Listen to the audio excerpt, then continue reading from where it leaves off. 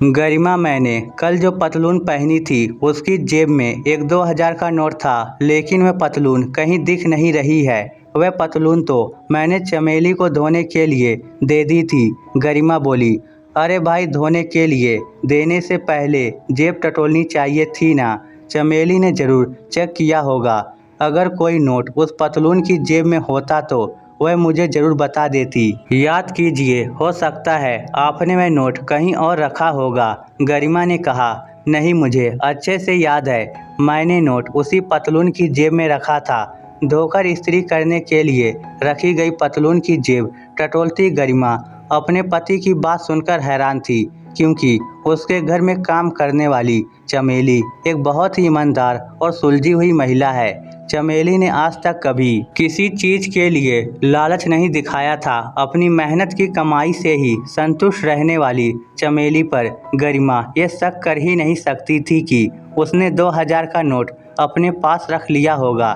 लेकिन अब सवाल यह था कि पूरे यकीन के साथ नोट अपनी उसी पतलून की जेब में रखने का दावा करने वाले अपने पति विनोद की बात को भी गरिमा कैसे नज़रअंदाज कर सकती थी। अचानक गरिमा को याद आया कि आज सुबह जब चमेली उसके घर काम पर थोड़ी देर से आई थी और आते ही उसने बताया था कि वह जिस किराए के मकान में रहती है उस किराए का मालिक किराया बढ़ाने की बात कर रहा है, इसलिए चमेली को और 2-3 घर का काम करना पड़ेगा। असल में तनख्वाह बढ़ाने को कहने पर लोग काम छोड़ देने को कहते हैं। उसकी तनख्वाह बढ़ाने को कोई तैयार नहीं है। ऊपर से कमरे का मालिक किराया बढ़ाने पर तुला हुआ है। करे तो करे क्या। आज चमेली बहुत परेशान थी। गरिमा की आंखों के सामने अचानक चमेली का परेशान चेहरा घूम गया। कहीं चमेली ने चुपचाप वह नोट रख तो नहीं लिया। गरिमा मन ही मन सोचने लगी, लेकिन अगले ही पल उसने अपनी सोच को दिमाग से झटक दिया, क्योंकि चमेली कई सालों से उसके घर में काम कर रही थी और उसने आज तक कभी ऐसा कोई काम नहीं किया था कि उस पर शक किया जा सके। क्या सोच रही हो गरिमा? गरिमा के चेहरे पर खामोशी देख विनोद ने टोक दिया। कल चमेली से उस 2,000 के नोट के बारे में पूछने का सोच रही हूँ, गरिमा बोली। कैसी बातें कर रही हो गरिमा? अगर उसने रख भी लिया होगा तो मानेगी थोड़ी ही। ये सब तुम्हारी गलती है। तुम्हें घर के नौकरों पर इतना भरोसा नहीं करना चाहिए। आज उसने 2,000 का नोट चुराया है, कल को कुछ और महंगी चीज चुरा ले जाएगी।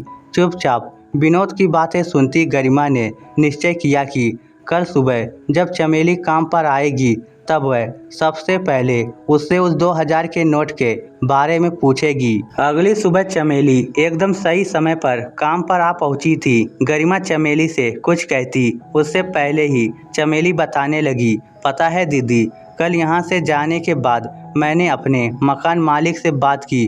क्या बात की? तुमने उससे यही कि मैं किराया बढ़ाकर नहीं दे सकती क्योंकि मेरी तनख्वाह नहीं बढ़ रही है। फिर क्या हुआ? गरिमा ने पूछा। उसने मेरी परेशानी को समझा। वह मान गया दीदी, अब वह किराया नहीं बढ़ाएगा। चमेली बहुत खुश थी।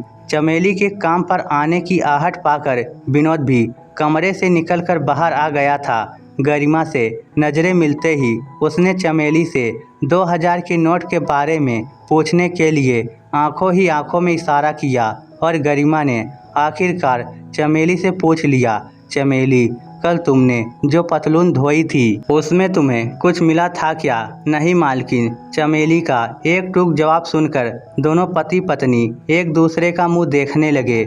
उधर झाड़ू उठाकर कमरे की ओर जाती चमेली को अचानक कुछ याद आया। मालकिन, कल मैं आपको एक बात बताना भूल गई थी। क्या? गरिमा के साथ साथ विनोद की नज़रें भी अचानक चमेली के चेहरे पर टिक गई। कल साहब के पतलून की जेब में से एक 2,000 का नोट मिला था जो मैंने मेज पर पड़ी इस किताब में रख दिया था। ये कहते हुए चमेली वहीं सामने मेज पर पड़ी किताब के पन्नों को उलट पुलट करने लगी और किताब के पन्नों में छुपा वह 2,000 का नोट अचानक सामने आ गया। चमेली वह नोट वही मेज पर छोड़कर झाड़ू उठाकर वापस कमरे की ओर जाने लगी। तभी गरिमा ने उसे टोका, चमेली, ये नोट हमने तुम्हारे लिए ही रखा था। क्यों दीदी? हम इस महीने से तुम्हारी तनख्वाह बढ़ा रहे हैं, यह कहते हुए गरिमा ने मेज पर से वह 2000 का नोट उठाकर महीने की 1000 रुपये तनख्वाह पाने वाली चमेली के हाथ पर रख दिया।